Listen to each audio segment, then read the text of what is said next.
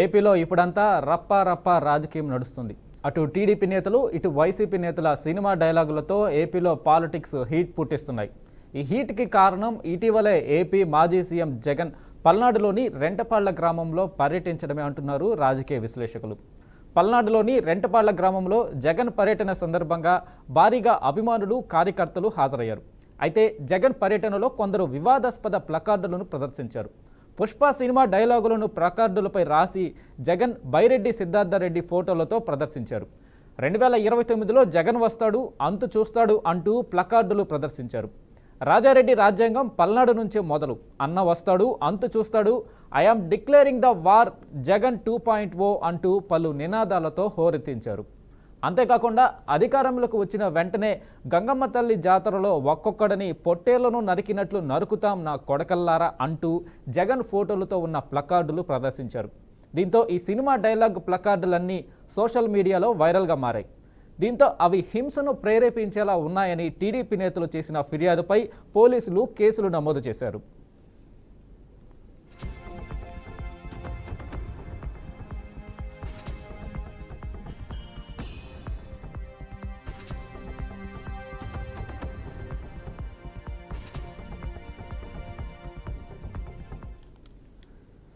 జగన్ పల్నాడు జిల్లా సత్తెనపల్లిలోని రెంటపాళ్లకు వెళ్ళినప్పుడు, అంతకుముందు పొదిలి పర్యటనలోనూ వైసీపీ కార్యకర్తలు ప్రజలను బీతావాహుల్ని చేసే విధంగా రెచ్చిపోయి ఫ్లెక్సీలు ప్రదర్శించారని, అరుపులు, కేకలతో రచ్చ చేశారని టీడీపీ నేతలు ఫైర్ అవుతున్నారు.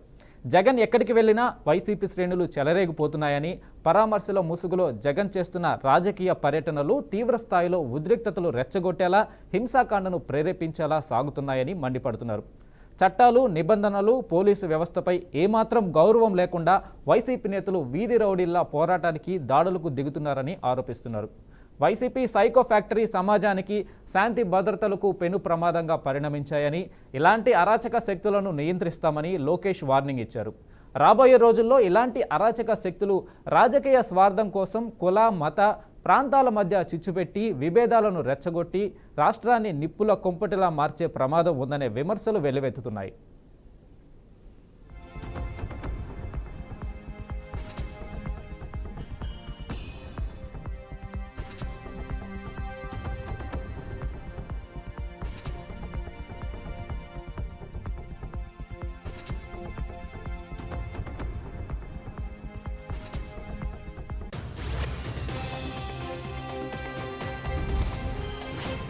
ఈ నేపథ్యంలో గురువారం వైఎస్ జగన్ ప్రెస్ మీట్ పెట్టారు. ఈ ప్రెస్ మీట్లో వివాదాస్పద ప్లకార్డుల గురించి స్పందించిన జగన్, సినిమా డైలాగులు పెట్టుకుంటే కూడా తప్పేనా ప్రశ్నించారు. ప్రతిపక్ష నాయకుడిగా ప్రజలను, మా పార్టీ నాయకులను కలవాలనుకుంటే ప్రభుత్వం ఎందుకు ఇన్ని ఆంక్షలు పెడుతుందని నిలదీశారు.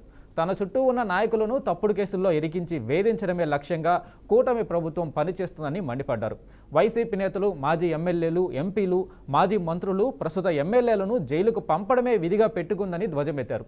చెవిరెడ్డి భాస్కర్ రెడ్డి, పిన్నెల్లి రామకృష్ణారెడ్డి, నందిగం సురేష్, వల్లభనేని వంశీ తదితరులపై ఇప్పటికే తప్పుడు కేసులు పెట్టి జైలుకు పంపారని ఆరోపించారు. మచ్చలేని ఆఫీసర్లు ఓఎస్డీ కృష్ణమోహన్, ధనుంజయ రెడ్డిలను కేసుల్లో ఇరికించే ప్రయత్నం చేస్తున్నారని జగన్ విమర్శించారు.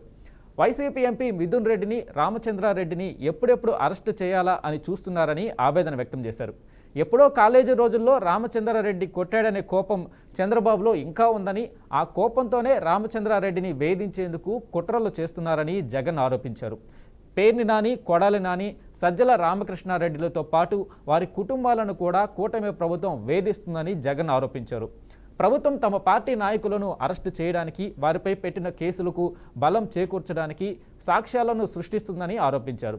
సాక్ష్యాలు క్రియేట్ చేసి తప్పుడు కేసులు పెట్టాలనుకుంటే ఎవరిపైనైనా కేసులు పెట్టవచ్చున్న జగన్, ఇది దుర్మార్గమని, వ్యవస్థను భ్రష్టు పట్టించడమేనని ఫైర్ అయ్యారు.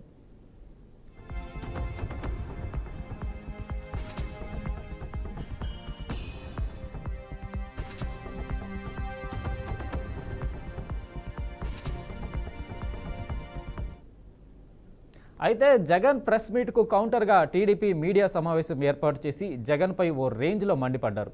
హింసను ప్రోత్సహించి పోలీసులపై నిందలు మోపారని సీఎం చంద్రబాబు ఫైర్ అయ్యారు. చంపన్నంటూ ప్లకార్డులు ప్రదర్శిస్తూ ఆనందిస్తున్నారని, రాష్ట్రంలో ఎప్పుడైనా ఇలాంటి పోకడలు చూశారా అంటూ ధ్వజమెత్తారు. ప్రజాస్వామ్యాన్ని రప్పారప్పా నరుకుతారా అంటూ మంత్రి పయ్యావుల తీవ్ర ఆగ్రహం వ్యక్తం చేశారు. అరాచకవాదులను వెంటబెట్టుకుని భయానక వాతావరణం సృష్టిస్తున్నారని మండిపడ్డారు.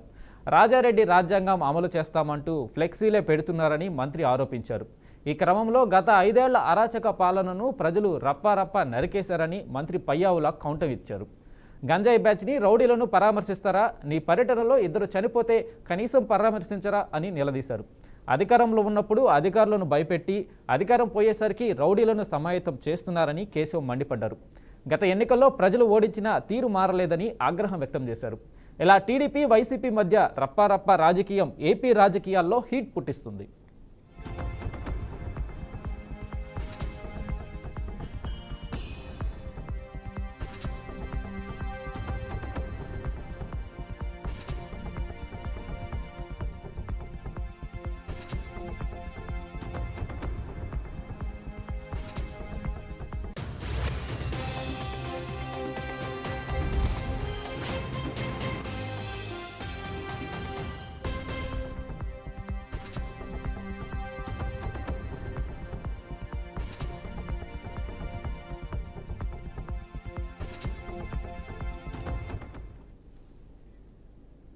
ఇక ఇదే అంశంపై మనతో మాట్లాడడానికి టీడీపీ అధికార ప్రతినిధి బొల్లా వెంకటరమణ ఉన్నారు.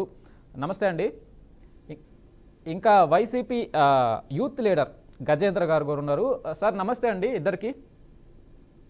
గజేంద్ర గారు నమస్తే అండి. గజేంద్ర గారు, ముందుగా మీరు ఏదైతే జగన్ పరామర్శ, ఏదైతే ఆయన విగ్రహం కార్యకర్త చనిపోయిన విగ్రహం పరామర్శ ఎందుకు ఇంత రాద్ధాంతం చేస్తున్నారు, ఎందుకు ఇంత గ్లోరిఫై చేస్తున్నారు, ఒక పరామర్శకి ఎందుకు ఇంతలా పీక్ లెవెల్ పబ్లిసిటీ కోసం చేస్తున్నారా, ఎందుకు ఇంత రచ్చ చేస్తున్నారు? ముందుగా బీఆర్కే ప్రేక్షకులకు కూడా నమస్కారాలు తెలియజేసుకుంటూ ఉన్న పెద్దలకి నమస్కారం. ఈరోజు వైఎస్ఆర్ కాంగ్రెస్ పార్టీ పబ్లిసిటీ చేసుకోండి అంత దిగజారిపోయి ఈ రాష్ట్రంలో పార్టీ లేదు. ఎందుకంటే జగన్మోహన్ రెడ్డి అనే పేరు వింటేనే పూనకాలు వచ్చి రోడ్ల మీద జాతరలు చేసేటువంటి సందర్భాలు మనం అనేక చూసాం. ఒక ప్రతిపక్ష పార్టీ నాయకుడుగా, ఒక పార్టీ అధినేతగా ఒక వ్యక్తిని పరామర్శించడానికి వెళ్తుంటే ఆంక్షలు పెట్టి 100 మందే ఉండాలి, ఇంతమందే రావాలి, ఇక్కడికి మాత్రమే రావాలని పోలీసు వ్యవస్థ ఒక నియమ నిబంధనలు పెట్టి దాన్ని రాజకీయం చేస్తున్నటువంటి పరిస్థితులు మనం చూస్తున్నాం. ఈ పోలీసు వ్యవస్థ మొత్తం కూడా అధికార పక్షానికి అండగా నిలబడి ప్రతిపక్ష పార్టీని ఇరగాటం పెట్టేటువంటి పరిస్థితుల్లో ఉంది. జగన్మోహన్ రెడ్డి గతంలో ముఖ్యమంత్రిగా ఉన్నప్పుడు లేదా అంతకుముందు ప్రతిపక్షంలో ఉన్నప్పుడు జగన్మోహన్ రెడ్డి సభల్లో సమావేశాల్లో ఎక్కడైనా అపశుద్ధులు జరిగినటువంటి సంఘటనలు ఒకటైనా ఉందా? పోనీ ఇటువంటి సందర్భాల్లో ఇలాంటి జగన్మోహన్ రెడ్డి బయటకు వచ్చినప్పుడు ఒక వ్యక్తి అయినా చనిపోయినటువంటి సందర్భాలు ఎక్కడ కూడా లేవు. ఈ రోజు మీరు 100 మంది రావాలని ఆంక్షలు పెట్టి వ్యక్తులు చనిపోయే విధంగా అక్కడ వాతావరణాన్ని సృష్టించినటువంటి ఘనత ఎవరికి ఉందని మేము అడుగుతున్నాం. జగన్మోహన్ రెడ్డి గారికి పబ్లిసిటీ చేసుకోవాల్సిన అవసరం లేదు. జగన్మోహన్ రెడ్డి అనే పేరే పబ్లిసిటీ. ఆ పేరు వింటేనే కొంతమంది పూనకలు వచ్చే పరిస్థితి ఉంటుంది.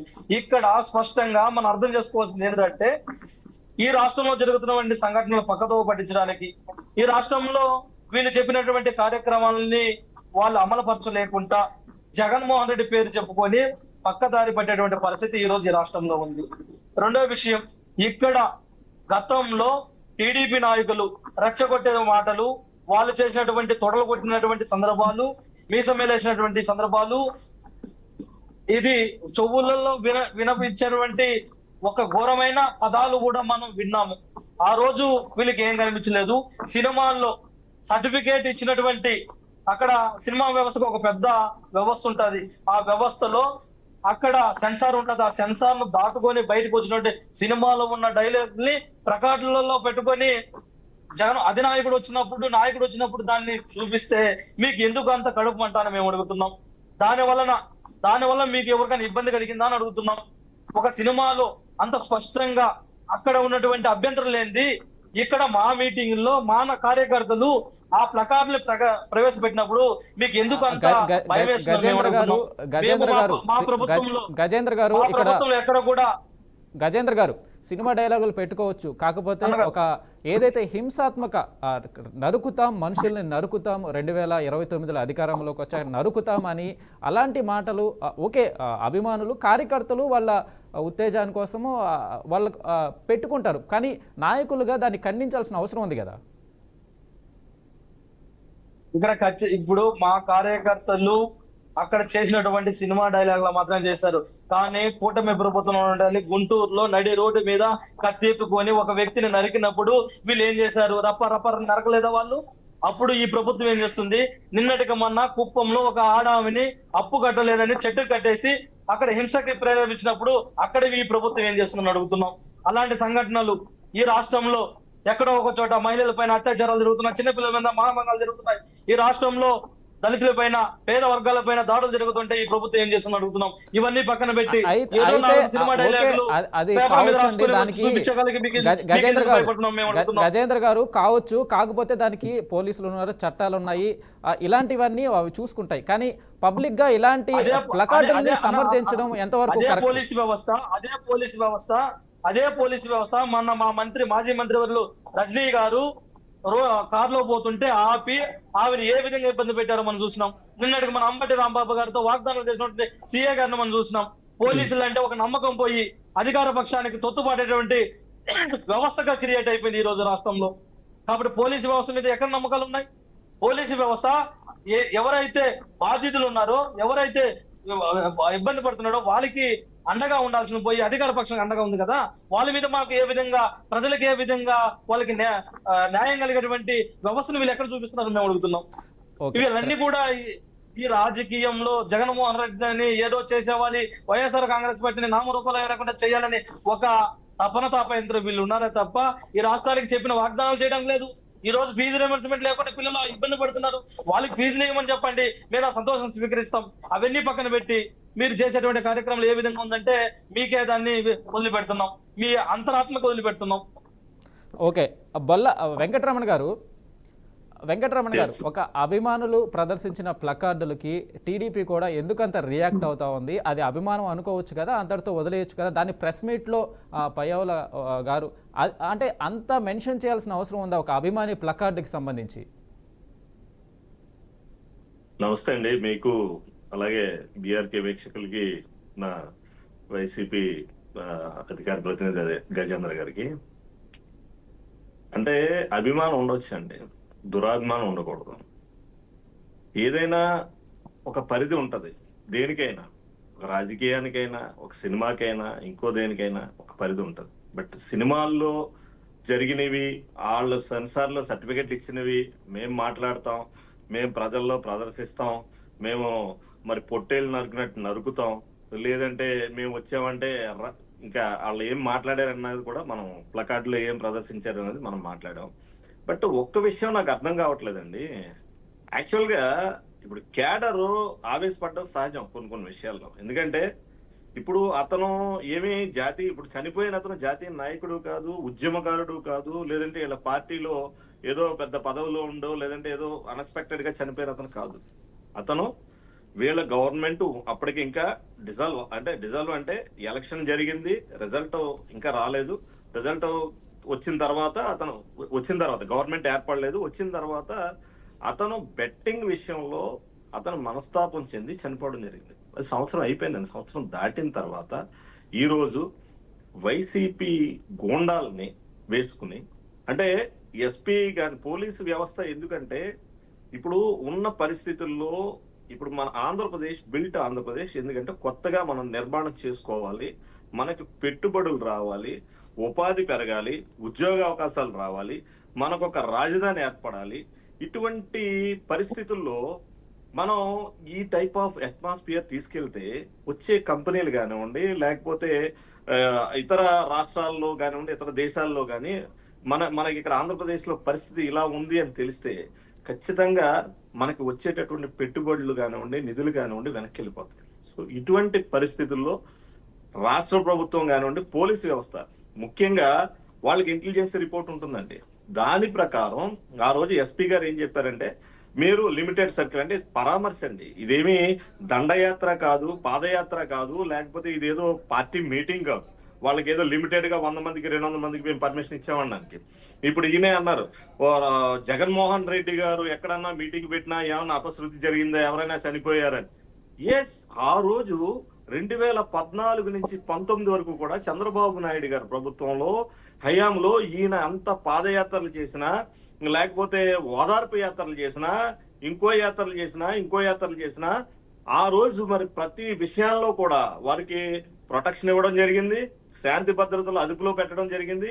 ఆ విధంగా మరి పోలీసు వ్యవస్థ ఏదైతే ఈయనకి 2014 నుంచి 19 వరకు కూడా ఈయన పాదయాత్ర చేయడానికి, షర్మిల గారు పాదయాత్ర చేయడానికి ఉపయోగపడిందో, అటువంటి పోలీసు వ్యవస్థని ఈరోజు వాళ్ళని దూషించే విధంగా ఇదే జగన్మోహన్ రెడ్డి గారు వెంకటరమణ గారు గుడ్డలు చెప్తున్నానండి. వీళ్ళ సంస్కృతి చెప్తున్నాను. ఎందుకంటే ఒకవేళ క్యాడర్ ఏదన్నా ఆవేశపడితే ఖచ్చితంగా వీళ్ళు ఇప్పుడు రాజకీయంలో కింద స్థాయి క్యాడర్ లో ఏంటంటే ఒక రకమైనటువంటి వైరం ఉంటుంది.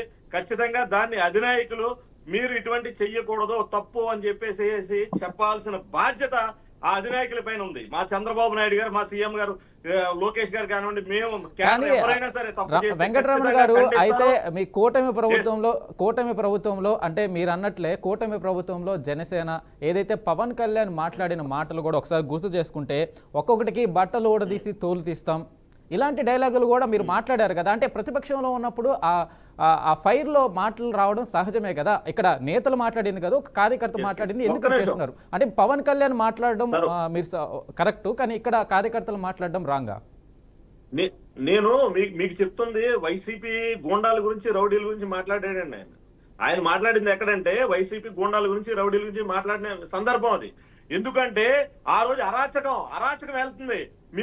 మీరు చూసే ఉంటారు ప్రతి చోట కూడా ఏ విధంగా వీళ్ళు ఒక నామినేషన్ వేస్తే నామినేషన్ పేపర్లు తీసుకుని చించేసి చంద్రయ్యనే జై జగన్ అనమంటే నేను చనిపోయే వరకు నేను చంద్రాన్ని అంటానని చెప్తే అతను పేక్ కోసిన సందర్భాలు లేవండి.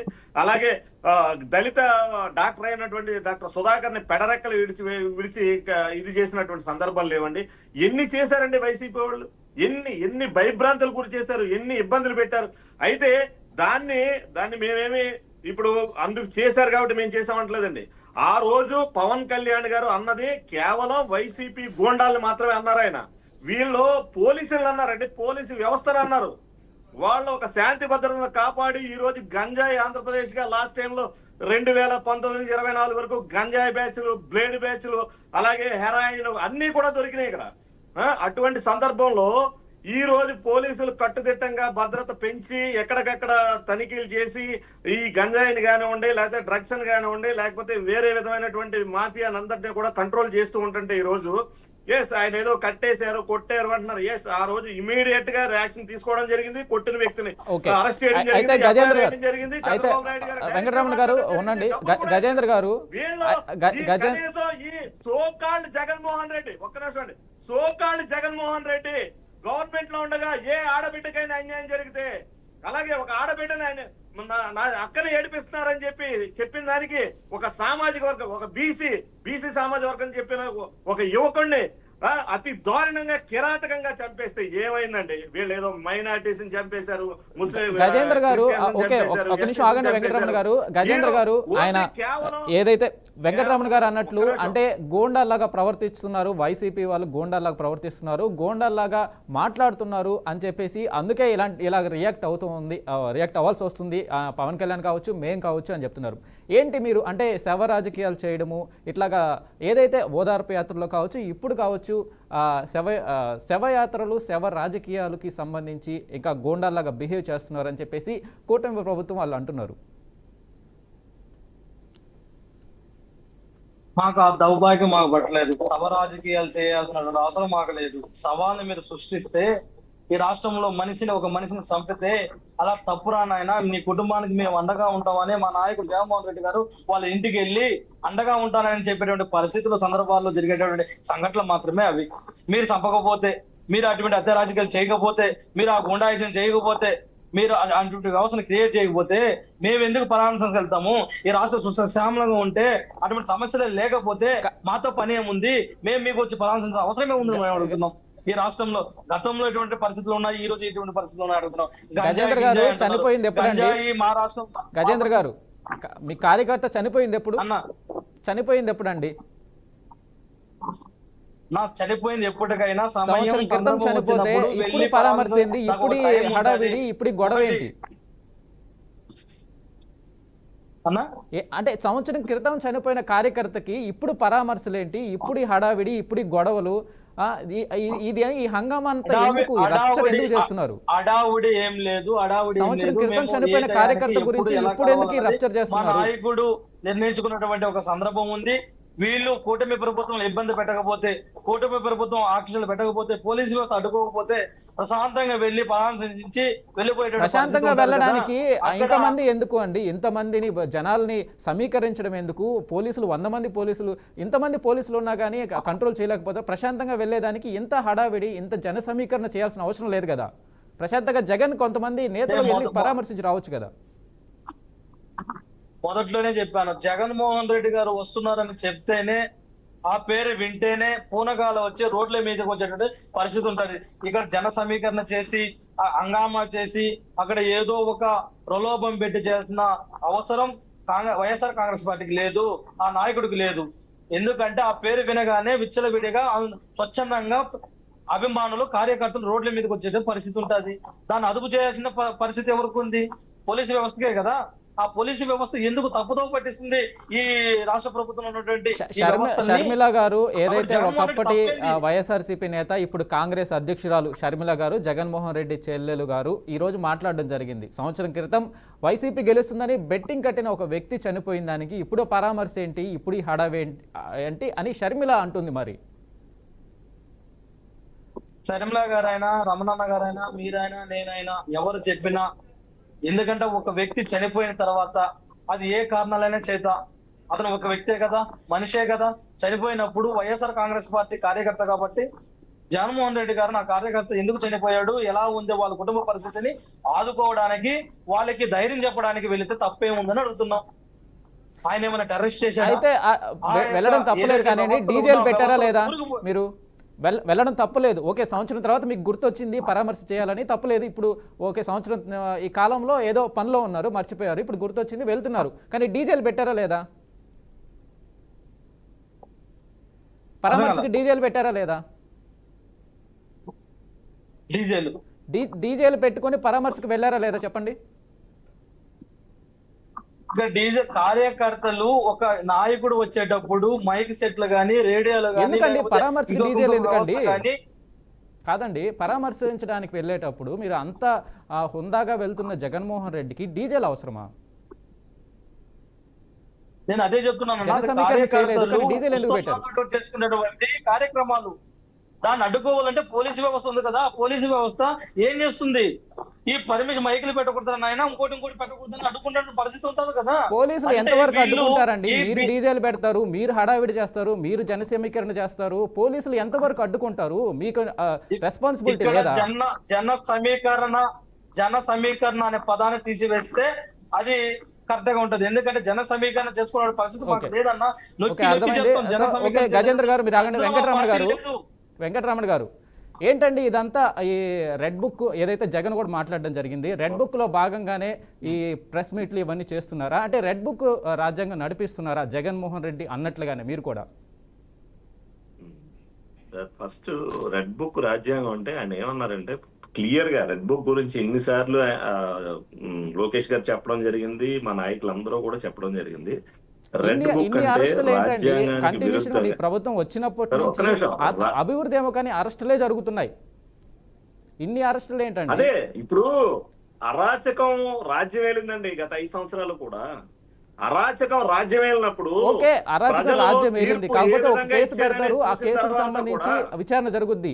ఒకరి మీద ఇన్ని కేసులు, ఒక కేసు తప్పించుకునే లోపల ఇన్ని కేసులా? అంటే బయటికి రాకుండా చేయాలి అని వ్యవహరించడమే కదా ఇది.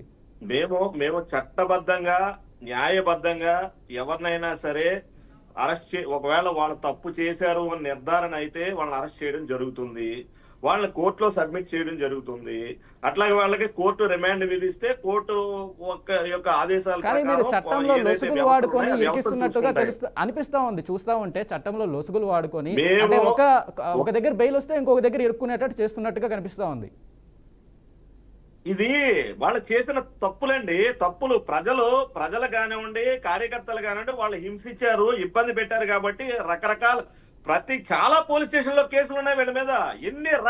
ఎన్ని రకాలుగా మాట్లాడాలో, ఎన్ని రకాలుగా ఇబ్బందులు పెట్టాలో, ఎన్ని రకాలుగా వాళ్ళ తెలుగుదేశం నాయకుల్ని, కార్యకర్తల్ని, ప్రజల్ని ఏ విధంగా బాధ పెట్టారనేది మీకు తెలుసు. సరే, మీరు అలాగ అనుకుంటే ప్రజలు ఇప్పుడు 151 సీట్ల నుంచి వాళ్ళ 11 సీట్లు పడిపోవడానికి కారణం ఏంటంటారు? ఇది కాదా? రైట్ అండి. థ్యాంక్ యూ వెంకటరమణ గారు, ప్రజలు- థ్యాంక్ యూ అండి. సమయం లేదు, సో ఒక నిమిషం. అందుకని వీళ్ళు తప్పు వెంకటరమణ గారు చేశారని థ్యాంక్ యూ అండి. ప్రజలు మీకు కూడా నిర్ధారించుకుంటే- గజేంద్ర గారు, మీకు కూడా థ్యాంక్ యూ అండి మా డిబేట్లో పాల్గొన్నందుకు. ఇద్దరికి థ్యాంక్ యూ. సో అయితే ఏదైతే జగన్ పర్యటన కార్యకర్తను పరామర్శించడానికి వెళ్ళిన పర్యటన రప్చర్గా మారింది. అక్కడ ప్రదర్శించిన ప్లకార్డులకు సంబంధించి కూడా టీడీపీ ఈరోజు ప్రెస్ మీట్లో విచారం వ్యక్తం చేయడం, ఖండించడం జరిగింది. సో ఈ రాజకీయాలు ఎటువైపు వెళ్తున్నాయి? ఒకవైపు శవ రాజకీయాలు, ఇటువైపు ప్లకార్డు రాజకీయాలు, ఈ ఆంధ్రప్రదేశ్ రాజకీయాలు అయితే వినూత్నంగా మారుతున్నాయి. సో ఇది ఇవాళ BRK in depth. Keep watching BRK.